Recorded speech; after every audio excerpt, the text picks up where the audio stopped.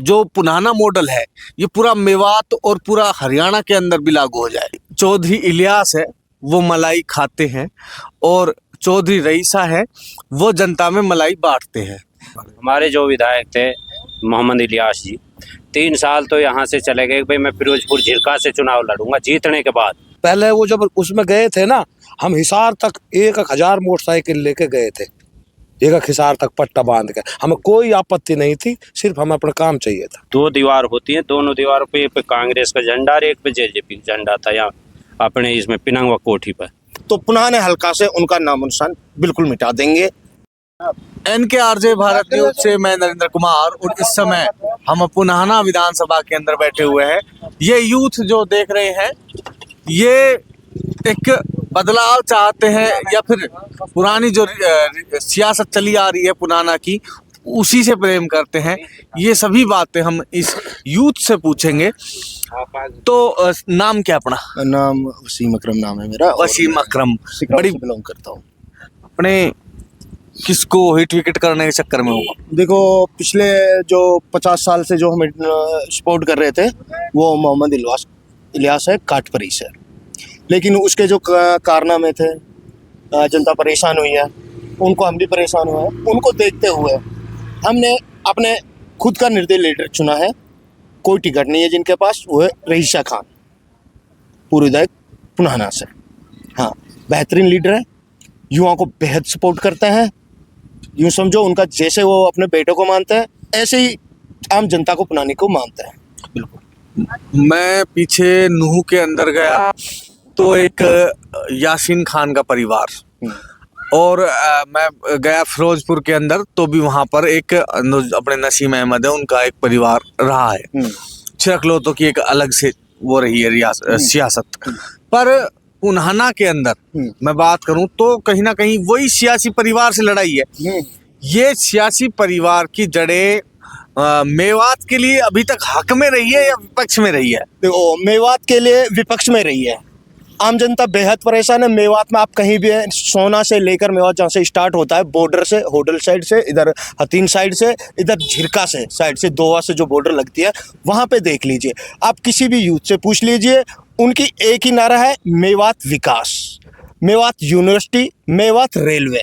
जो आज तक सिर्फ और सिर्फ पिछले 10 साल से जो चलता आ रहा है कि अब के आएगी लहर चल रही है, ये सिर्फ बहकाने वाली बातें हैं। आम जनता है, यूथ है, सिर्फ चेहरा देख रही है, सिर्फ और सिर्फ चेहरे से वाकिफ है अच्छे से कि ये हमारे हल्के में विकास करना चाहती है। आप ये कह रहे हो अब की बार सियासी परिवारों की जुगलबंदी नहीं चलेगी, व्यक्तित्व का चुनाव होगा? बिल्कुल, व्यक्तित्व का चुनाव होगा, विकास की लड़ाई होगी, फिर वो टिकट से हो किसी से भी हो, हमें इससे कोई मतलब नहीं है। हम चाहते हैं विकास। मैं दोस्तों आपने जो मेरी पिछली वीडियो देखी है उसके अंदर यही बात चल रही थी। जो अपनी नूह विधानसभा है उसके अंदर लोग कह रहे थे कि ये अंतिम मौका दे रहे हैं हम इन दोनों सियासी परिवारों को। अब की बार अगर इन्होंने काम करा दिया तो ठीक है, नहीं तो मेवात से अब की बार हम भी निर्दलीय को चुनाव में बना देंगे। कुछ ऐसा ही माहौल पुनाहना के लोग, नूह विधानसभा के लोग भी कह रहे थे। आपने तो पहल कर दी, जो नूह के लोग हैं उनको क्या कहना चाहोगे? वो अभी तक पहल नहीं कर पाए हैं। मैं नूह के लोगों को पहल करना चाहता हूँ। वहाँ उनका जो चेहरा है, 2 चेहरे हैं, एक ताहिर हुसैन, एक डिप्टी सीएम जो ऐलान कर रखा है आफ्ताब हुसैन। दोनों का वहाँ का मामला फंस चुका है। जो लोग बोलते थे 40,000 से आगे है, 40,000 से जीतेगा, वो लोगों का वहम है, बिल्कुल निकाल दीजिए। मामला टफ है और नूह का जो बिल्कुल जो चुनाव है वो सिर्फ युवाओं के ऊपर डिपेंड कर रहा है। और हमने जहाँ तक आइडिया लगाया है अपना हल्के से बैठकर आम जनता ने लगाया है, वो सिर्फ मुश्किल से जब होगा 50-50 चल रहा है हर जगह वहाँ पे। मैं ये पूछना चाहूंगा कि नूह के जो लोग एक नेता की तलाश में हैं, नए नेता की तलाश में है, वो 2 सियासी परिवारों से उब चुके हैं। जैसे कहीं ना कहीं आप पुनाहना के अंदर भी उब चुके हो, पर आपने तो निर्णय ले लिया, नूह के लोग नहीं ले पा रहे। तो ये निर्णय किस प्रकार हुआ कि आप निर्दलीय को एकदम धमाकेदार शुरुआत करवा दोगे? हमने जो निर्णय लिया है वो इसलिए लिया है क्योंकि पिछले 10 साल से हम इनके साथ थे। जो अब विपक्ष में इलियास है हमारे, हमने उनके सारी चीज़ें देखी, क्या वो विकास करा सकता है, नहीं करा सकता। 1991 से आज तक वो 4 बार विधायक बन चुका है। आज तक पूरे हल्के में देख लीजिए जहाँ जहाँ से बना है उनकी एक ईंट नहीं है। अगर इलियास की बात करें तो ऐसा कौन सा काम उन्होंने बढ़िया करवाया? एक तो बढ़िया करवाया होगा। सर मैं आम जनता से सवाल पूछ लेता हूँ, पुराने हल्का से मैं ये जीनू चल रहा है और मैं ये पूछना चाहता हूँ, कोई भी इंसान मुझे आकर ये बता दे इस गांव में इलियास ने एक विकास किया है, उसे मैं वादा करता हूँ आम जनता के जो जितने भी मेरे साथ भाई बैठे हैं उनके साथ मैं उन्हें आज ही संबोधित करूंगा। ये अपने जो बैठे हैं जिस जगह में, ये इलियास जी का क्षेत्र माना जाता है, उन्हीं की कोई बाईसी बताई जा रही है। बिल्कुल। उसके बावजूद उन्हीं की आप छाती पे ठोक कर उन्हीं की छाती पे बोल रहे हो कि आप वोट नहीं देंगे? बिल्कुल नहीं देंगे और आने वाले टाइम में तक उनके अगर यही हाल रहा तो पुराने हल्का से उनका नामो निशान बिल्कुल मिटा देंगे इंशाल्लाह। हम जिसे सपोर्ट कर रहे हैं वो चौधरी रईसा खान और युवाओं के लिए और विकास के लिए बेस्ट है और हमेशा ही बेस्ट रहेंगे, क्योंकि उनकी जो सोच है मेवात को अपना हक दिलाने के लिए, आगे तक पहुंचाने के लिए, अपना झंडा लहराने का। चौधरी रईसा जीत जाते हैं, विधायक बन जाते हैं, जिस तरह का आप माहौल बता रहे हो, 5 ऐसे कौन कौन से काम है जो युवाओं के लिए आप करवाना चाहेंगे? क्योंकि हम देखते हैं कंपटीशन से नौकरी मिलने लग गई है अब। पहले किसी विशेष क्षेत्र को या विशेष जाति को लोगों को मिलती थी, ऐसा लोग कह रहे हैं, मैं नहीं कह रहा, पर कंपटीशन में आ चुकी है। तो अब हम देखते हैं कि शहरों के अंदर लाइब्रेरी भी, जिसको हिंदी में पुस्तकालय बोलते हैं, और पार्क भी होते हैं, तो लोग घूमने फिरने भी चले जाते हैं, लाइब्रेरी में पढ़ने चले जाते हैं। पर क्या गांव के अंदर, मेवात के अंदर रईसा शुरुआत करेंगे कि गांव के अंदर पार्क बने, गांव के अंदर पुस्तकालय बने?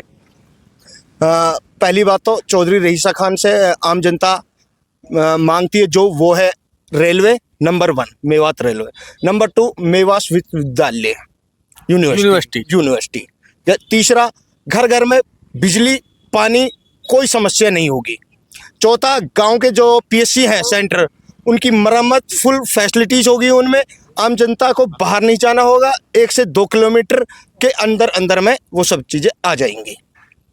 मैंने फिर 2 सवाल वही पूछूंगा कि पुस्तकालय पढ़ने के लिए और पार्क होते हैं, वो उसमें बच्चे और बुजुर्ग और युवा सभी घूमने फिरने के लिए होते हैं, ये शुरुआत हो सकती है क्या? चौधरी रईसा ये शुरुआत कर सकते हैं? चौधरी रईसा खान ने गांव सिकराओं में ये शुरुआत कर चुके हैं। गांव में लाइब्रेरी है बच्चों के लिए पढ़ने के लिए, सुबह से शाम तक, सुबह 7 बजे से रात के 10 बजे तक 24 आवर्स मतलब फैसिलिटीज दे रखी हैं चौधरी रईसा खान ने। सिकरा गांव में आप जाके देख लीजिए, लाइब्रेरी है उनकी दी हुई, कोचिंग सेंटर है उनके, पुराने में 40 से 45 कोचिंग सेंटर भी हैं, 45 स्कूल। नाम क्या अपना? जी। क्या कहोगे चौधरी रईसा के बारे में? मैं तो यही कहूँगा जी, उससे अच्छा कोई लीडर नहीं है यहाँ। काम के बारे में उसने जो यहाँ पर काम कराए थे उनको जो मतलब पूरा मौका नहीं मिला। जब बीजेपी की सरकार पूरी थी ना तो उनकी 53 सीट तो थी, तो उसमें जाकर मिला ही तो था, वो उसकी जरूरत नहीं थी, फिर भी उन्होंने अपना इतना काम निकलवाया वहाँ बीजेपी से। भैया 45 स्कूल तो अपग्रेड कराए, सबसे चीज़ तो सबसे पहले शिक्षा ही है, लड़कियों को कॉलेज बनवाया, शायद 85 सड़क भी बनवाई, हाँ, और गाँवों में और में पानी की सुविधा भी कराई। ठीक, शिक्षा पे उसने ज्यादा से ज्यादा ध्यान दिया और यही चीज होनी चाहिए। नाम क्या अपना? मोहम्मद वसीम। क्या कहोगे चौधरी रईसा के बारे में? हम तो यही कहेंगे भाई, जितने भी युवा हैं ज़्यादा से ज़्यादा 5 तारीख को चौधरी रईसा खान को मतदान करें, ताकि हमारे पुढ़ाना का विकास पूरा हो सके। विकास कौन कौन सा करवाने वाले? हमारे जो विधायक थे मोहम्मद इलियास जी, 3 साल तो यहाँ से चले गए। भाई मैं फिरोजपुर झिरका से चुनाव लड़ूंगा, जीतने के बाद जब यहाँ से पुढ़ाना से एमएलए बना दिया उनको कांग्रेस टिकट पे, पिछली दफ़ा जो ये चल रहा है वो चले गए। मैं फिरोजपुर से चुनाव लड़ूंगा, 3 साल वहाँ डोले, फिर यहाँ उनके भाई ने अपनी पैठ बिठानी शुरू की, फिर यहाँ वापस आ गए। वहाँ मम्मन जी ने हुड्डा जी से कहलवा दिया कि भाई आप जाके अपने हल्का देखो, फिर वापस आए।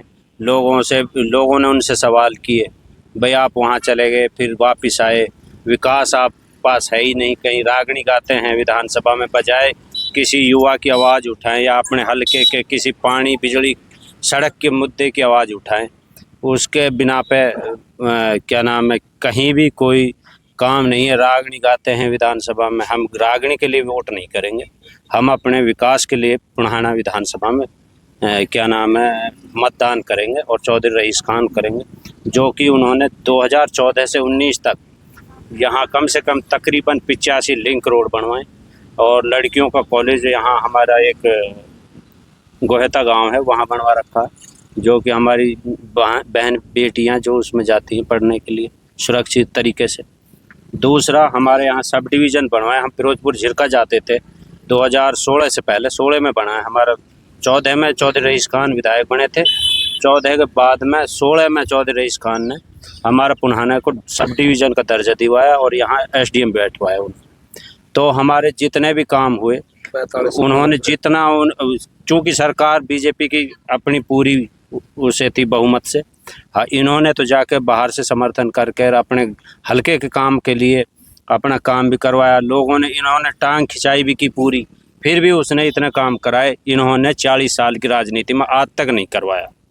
तो हम तो यही कहेंगे, अपील करेंगे कि भाई ज़्यादा से ज़्यादा 5 तारीख को चौधरी रईस खान को मतदान किया जाए, ताकि दोबारा से हम उसी विकास की डगर पे आ सकें जो हमारा 14 से 19 तक रहा, और 19 से जो हमारा 24 तक का टाइम रहा।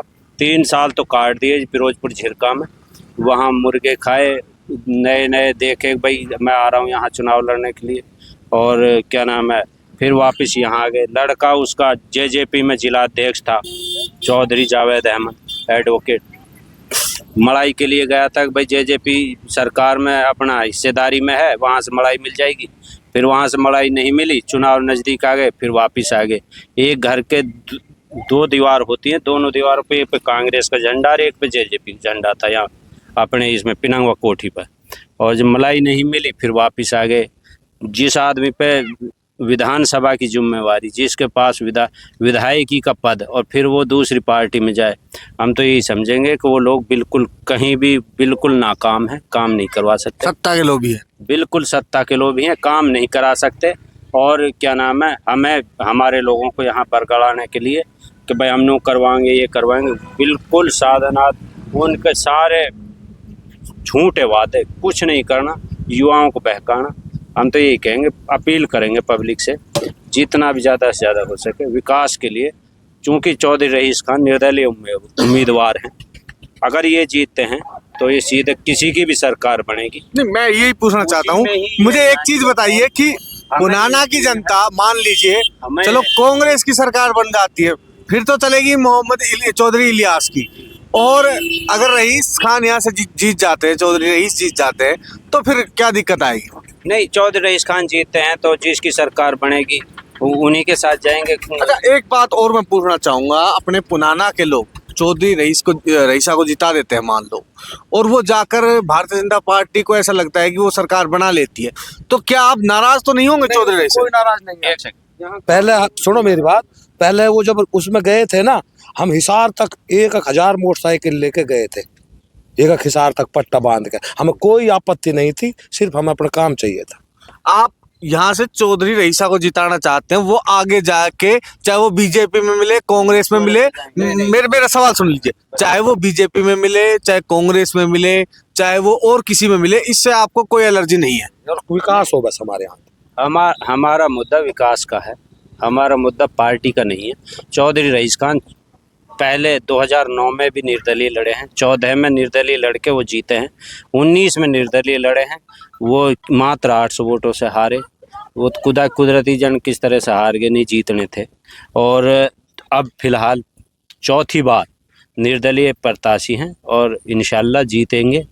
और हमारा जो पूरा हलका है उनके साथ जितने भी लोग हैं, रईस खान जी, जब सरकार अभी हमें दिख रहा है कहीं नहीं बीजेपी की है और ना ही कांग्रेस की है, सरकार बनेगी, वो अपने एक एक कार्यकर्ता से मशवरा करके और विकास के लिए जहाँ भी विकास होगा वहाँ वो अपनी एंट्री कराएंगे।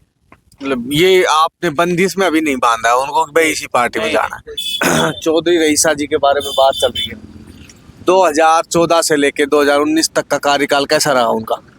अगर 2019 तक का 2014 से 19 तक का कार्यकाल अच्छा रहा है, तभी ये लोग झूम पड़ रहे हैं इस पर, जब ही झूमे पड़े हैं। अगर उसका अच्छा नहीं होता तो ये लोग आज झूमते नहीं। उन्होंने 30 साल पहले राजनीति कर चुके, चौधरी इलियास जी ने 30 साल राज किया है। उस अगर वो काम करते तो आज उसी की गिनती होती यहाँ पे। अगर वो काम अच्छे करते तो 2019 से 24 से तो आज पब्लिक उसी पे जमती। उसने काम ना किए, जब ही निर्दलीय प्रत्याशी को चुना जा रहा है। और युवा साथी, बुजुर्ग साथी, जो भी 36 बिरादरी, एक बिरादरी नहीं, 36 बिरादरी कहीं से उठा के देख लो, सभी इसी को चुप रहे। 2014 से 19 का देख लिया, उसका अगर काम गिनाए जाएं तो इतने काम है, शायद 30 साल में इतने काम नहीं जो 2014 से 2019 तक कर दिए गए। चाहे शिक्षा का लो, चाहे पानी का लो, चाहे स्वास्थ्य के लो, वो किसी भी तरह दो। अब ये देखो, उसने मार्केटिंग बोर्ड से इतने रोड बनाए 2014 से 19 तक, तो आज तक 19 ऐसी सड़कें बता रहे हैं भाई साहब। 40 साल में नहीं करवाई, 50 19 से 24 तक एक रोड की रिपेयर तक नहीं हुई। ऑन रिकॉर्ड है जी।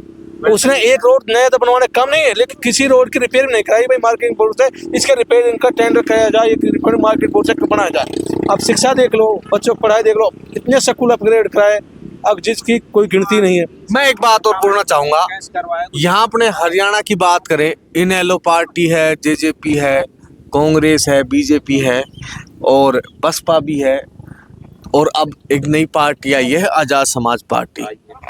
इनसे क्या टिकट मांग रहे थे रईसा जी या नहीं मांग रहे थे? रईसा जी ने कहीं भी कोई टिकट के लिए अपनी कोई दावेदारी नहीं ठोकी, शुरू से ही वो निर्दलीय थे। पार्टियों के फोन और सभी पार्टियों ने कहा भी था उनसे कि हम आपको अपनी पार्टी से टिकट दे देते हैं, आप जो भी कहोगे जैसे भी पूरी मदद करेंगे।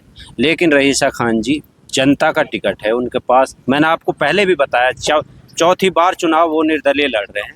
2009 में भी निर्दलीय लड़े, 14 में भी, 19 में भी, अब फिर चौथी बार भी निर्दलीय। रईस खान जी अपने आप में एक टिकट है और उनके साथ यहाँ से जनता पूरा साथ देती है और क्या नाम है, वो बिल्कुल निर्दलीय लड़ेंगे। मेरे साथ और भी जो मेरे साथी हैं यहाँ पर मौजूद है। आपने तो चौधरी, दोनों चौधरियों का शासनकाल देखा है, सबसे बढ़िया शासनकाल किसका लगा? बढ़िया देखो जी, हमने तो जी, और हमने करीबन आलू 35 साल वोट दिए इलियास को। इलियास मोहम्मद और कांग्रेस। तो वाकई वहाँ मैंने जी यही देखने को मिला है, कोई काम को कोई ऐसी मिसाल ना है। मैं अब बात बताऊँ आप लोग कि 5 साल में जी 19 से 24 तक कोई काम नहीं सीख रहा है। अंदर एक चौधरी भी हो तो हम आलू वोट देने तैयार हैं। काम तो है ना जी, वोट का ही बेस पे दें। इलियास जी तो मंत्री का ख्वाब ले रहा है। मंत्री कहाँ बने को जी, बस ये कांग्रेस का नाम चला है। इलियास के चेहरे पे ना वोट ही ना है जी, वाकई इलियास के नाम पे वोट ना है जी। आप क्या कहोगे? सब मंत्री का ख्वाब ले रहे हैं, इलियास जी तो। इलियास जी मंत्री ख्वाब ले रहे हैं। इलियास जी को हमारे बाप दादा वोट देता है इस परिवार को। इसको तो 2014 में ही नकार दिया था पब्लिक ने। 2014 में रईस खान जी को विधायक बनाया, फिर 19 में किस्मत से 800 से रईस खान चुनाव हार गए, तो इसका मतलब तो इसको नकार दिया। 24 में आज ये पोजीशन है कि उसको उन्होंने घर बैठा रखा है। जनता उसे सवाल पूछ रही है कि वो बाहर निकले तो सवाल पूछे, वो सामने नहीं आ रहे। बेटे भाई चुनाव की कैंपेनिंग कर रहे हैं और इलियास का जो मामला है वो कांग्रेस के नाम पे वोट मांग रहे हैं। दम है तो चेहरे पे वोट मांगे और हमसे फेस टू फेस। और हम आपके चैनल के माध्यम से उनको एक चैलेंज भी करना चाहते हैं। 5 साल वर्सेस 45 साल की सियासत रही है उस परिवार की। 45 साल वो सियासत में रहे हैं।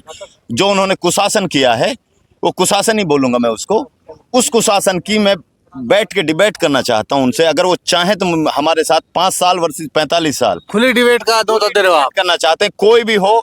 और एक और मैं चैलेंज उनको देना चाहता हूं। 45 साल के कोई भी 10 काम जो एक विधायक के काम होते हैं वो बता दें सारे। नहीं, मैं ये बात मैं चाहूंगा एक बार कैमरामैन है वो सभी लोगों को दिखाएं जैसा लोग कह रहे हैं। एक बार मैं कह रहा हूं कि इन सबको दिखाएं आप। मैं यहाँ पे बैठ के अपने भाइयों के साथ वादा कर रहा हूँ, 10 काम बताएं और वोट पाएं।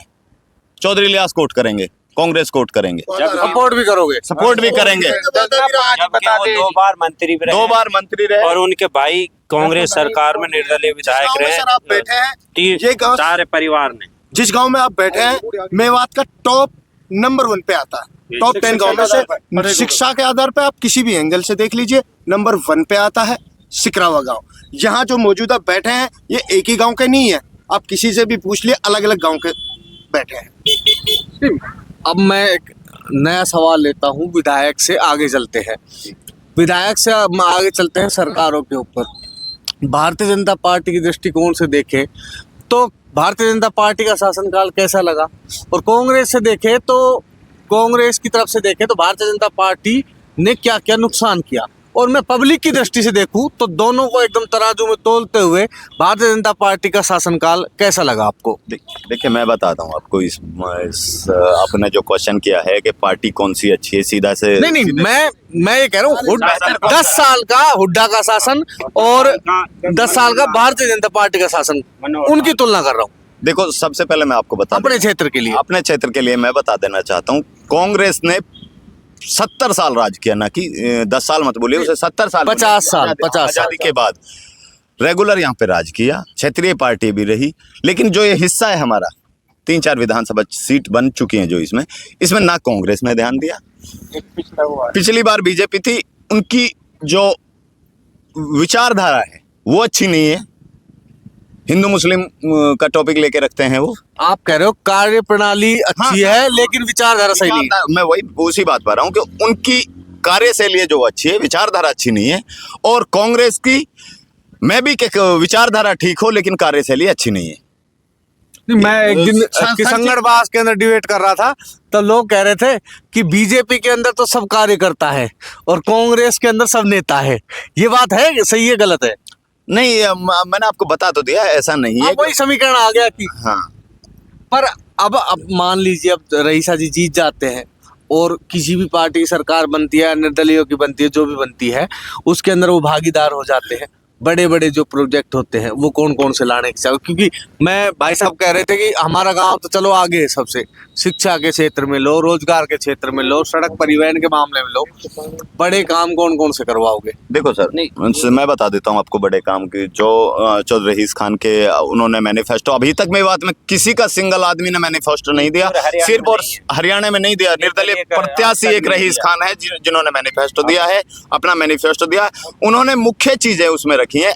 सबसे पहले एक एजुकेशन का मुद्दा है, दूसरा हमारे यहाँ पे किसान तबका है जो वो है बहुत ज्यादा, तो उनका दूसरा मुद्दा है हर खेत के लिए पानी पहुंचाऊंगा। तीसरा है जो हमारे यहाँ बेरोजगारी, आप देख भी रहे होंगे, चोरी चकारी, छोटे छोटे अपराध हमारे यहाँ पे हो रहे हैं। तो तीसरा मुद्दा है कि सबको सरकारी नौकरियां नहीं मिल सकती, तो यहाँ पे छोटे छोटे उद्योग स्थापित करना उनका जो मुद्दा है। मेन मुद्दे ये हैं उनके इस चुनाव को लेके, इस चुनाव लड़ने के। उसके बाद हम उम्मीद भी करते हैं कि वो ये काम कराएं। एक पुरानी फिल्म आई थी जाग उठी मेवात जी, तो कहीं ना कहीं मुझे आप लोगों से मिलने के बाद ये लग रहा है कि जाग उठा पुनाना, ये बात सही है? नहीं, पुनाना तो देखो जी 2014 में ही जाग गया था। वो तो 2019 में बदकिस्मती रही 800 वोटों की, और नहीं कहीं ना कहीं जो 5 साल हमारे जो खराब हुए हैं विपक्ष में जाके, और विपक्ष में भी अगर हमारे विधायक जी हमारी आवाज़ विधानसभा में उठाते, ना कि रागनी गाते वहाँ, तो भी कुछ ना कुछ कोई काम चल जाता हमारा। तो हमारे 5 साल इतने ख़राब निकले विधानसभा के कि चूँकि हमारा विधायक विपक्ष में था, दूसरा रागनी चल रही थी वहाँ। अगर मात्र 800 वोटों से रईस खान जी नहीं हारते, बन जाते, तो देखा था कि भाई 40 सीटें आई थी भारतीय जनता पार्टी की, तो कहीं ना कहीं सरकार के साथ रहते, कहीं ना कहीं जो कि ज़्यादा से ज़्यादा अपने क्षेत्र के विकास के लिए वो पूरा जोर लगा देता है। हमारे साथ 14 से ही यहाँ पर जो कि कामों के लिए रईस खान जी ने, मैंने अपने पहले भी गिनाया कि उन्होंने काम कराए। 19 में वो रिकॉर्ड तोड़ काम कराते, और क्या नाम है, अब उसी के आधार पर हम लोग चले हुए हैं। यहाँ पुणाना की जनता पूरे जोश में है रईस खान जी के लिए, कामों के लिए। तो ये थे मेरे साथ पुनाना विधानसभा के लोग। इन लोगों ने कहा कि चौधरी इलियास है वो मलाई खाते हैं और चौधरी रईसा है वो जनता में मलाई बांटते हैं, लोगों का काम कराते हैं, लोगों का विकास कराते हैं और अपने दम के ऊपर निर्दलीय ही जीत जाते हैं। अब की बार चौथी बार वो मैदान में है निर्दलीय प्रत्याशी के रूप में। चुनाव चिन्ह क्या है उनका? बल्ला है। ये अब की बार क्या है, बल्ला कुछ ज्यादा लग रहा है, क्योंकि मैं ये सोना विधानसभा में भी जावेद का कहीं बल्ला बल्ला चल रहा है ऐसा। एक बार क्या हुआ कि 2009 का चुनाव था, 2009 में चौधरी जलेब खां हतीन से विधायक बने, वो बल्ले के निशान पे बने। हमारा 3rd टाइम में हमारा निशान बल्ला है, चौधरी रईस खान का निशान बल्ला है। 2014 में जब हम विधायक बने तो बल्ले के निशान से बने। 19 में हम 800 वोटों के डिफरेंस से पीछे रह गए, वो भी बल्ला था। कहीं ना कहीं रईस खान जी ने जो बल्ला का निशान है उसको इतना फेमस कर दिया है कि वो हमारा पार्टी निशान, निर्दलीय प्रत्याशी हैं ये रईस खान जी ने बल्ले का निशान इतना फेमस कर दिया जितना कि पार्टियों का निशान होता है, तो इसीलिए सभी प्रत्याशी बल्ले के लिए भागते हैं। मैं आपका एक बार नाम पूछना चाहूंगा दोबारा। मोहम्मद वसीम है।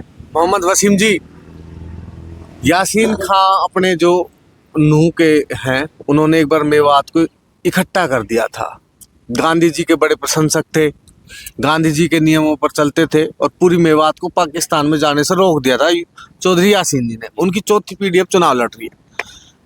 क्यों वसीम जी ऐसा नहीं करते हैं कि जो पिछले सियासी परिवार है उनसे छुटकारा मेवात को दिला दे? ये जो मंडली लगी मुझे युवाओं की, बुजुर्गों की, तो कुछ मुझे अलग से लगा, फील लगा कि कहीं ना कहीं जोश भी है और पुराना में आपने काम करके दिया है। क्यों ना ये जो पुराना मॉडल है ये पूरा मेवात और पूरा हरियाणा के अंदर भी लागू हो जाए? देखो जी, जो हमारे क्या नाम है नूह में दोनों उम्मीदवार हैं, भारतीय जनता इनेलो के प्रत्याशी जो कि ताहिर हुसैन युवा हैं, ताहिर जी, और क्या नाम है अपने आफ्ताब जी।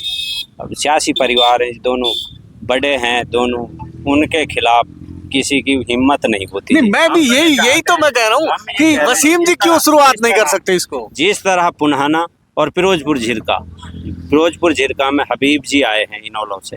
हबीब जी बहुत जोर के काम कराते हैं। लोगों की भीड़, जब वो प्रत्याशी भी नहीं थे, लोग जितने भी आजकल विधायक मम्मन जी के साथ डोल रहे हैं, ज़्यादातर हमने देखे थे कि भाई वो उमराव फार्म हाउस पे वहाँ गाड़ियों की लंबी कतार में लोग काम के लिए जाते थे। आज वो लोग चश्मे से भी नज़र नहीं आते।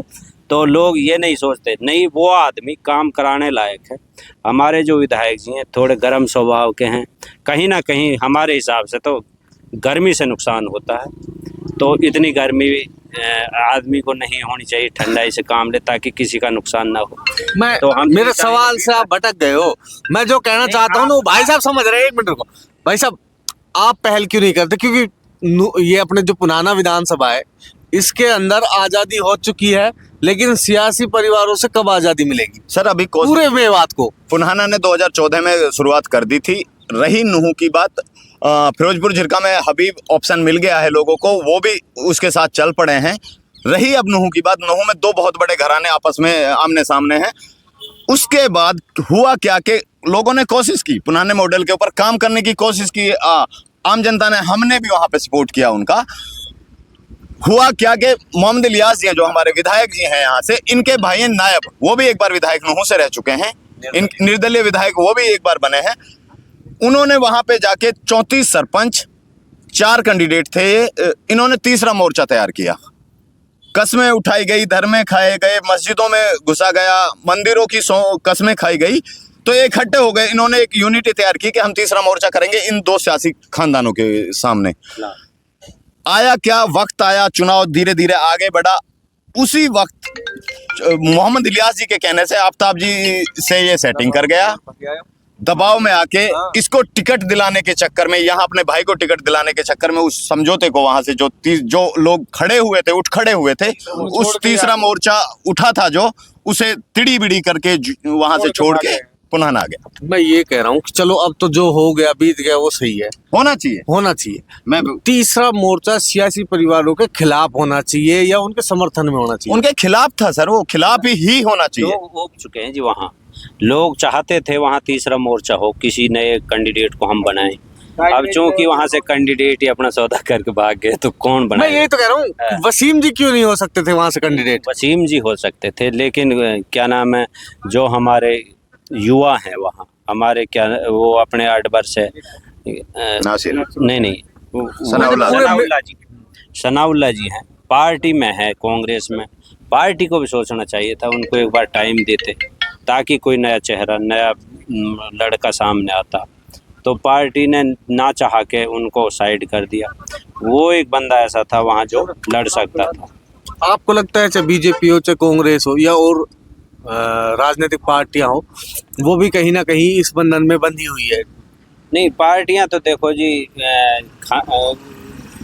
वो अपने पारिवारिक उससे चल रही हैं, भाई परिवारवाद है सभी पार्टियों में, ना कि पार्टियां अगर इस चीज़ को देख लें तो यहाँ परिवारवाद जो कि पीछे हो जाएगा और युवाओं को कहीं ना कहीं जगह मिलेगी। मैं अभी तक जिस मेवात में घुमा हूँ, सोना में, फिरोजपुर में, नूह में और अब पुनाना में, मुझे लगता है कहीं ना कहीं पुनाना का शिक्षा का जो स्तर है वो कहीं ना कहीं ठीक है। नहीं, पुनाना मेरा गांव सिरौली है। मेरे गांव में सबसे पहले जब 2005 के बाद में मॉडल सांस्कृतिक स्कूल 2 आए थे, एक नूह में था और एक मेरे गांव सिरौली में। आज भी इंग्लिश मीडियम CBSE से है स्कूल। क्या नाम है, अब वही बात आ रही है फिर दोबारा। 5 साल विधायक जी रहे, इनका अपना गांव बड़ा गांव है, 22 का चौधर का गांव है मेरा। आज तक हमारे स्कूल में टीचर पूरे नहीं हो पाए इनसे, और शिक्षा में इतना आ गया है। अब हम जिस गांव में बैठे हैं यहाँ से जज भी हैं, इस गांव से, अपने से, हमारे सिकरावा से, तो 4 जज हैं हमारे यहाँ से मजिस्ट्रेट। तो कहीं ना कहीं हमारा पुनाना आ गया है। और 2014 के बाद चौधरी रईस खान जी ने लड़कियों के लिए कॉलेज भी बनवाया। तो ये थे मेरे साथ पुनाना के लोग। मिलते हैं हम अगली वीडियो में, तब तक जय भारत, जय हिंद।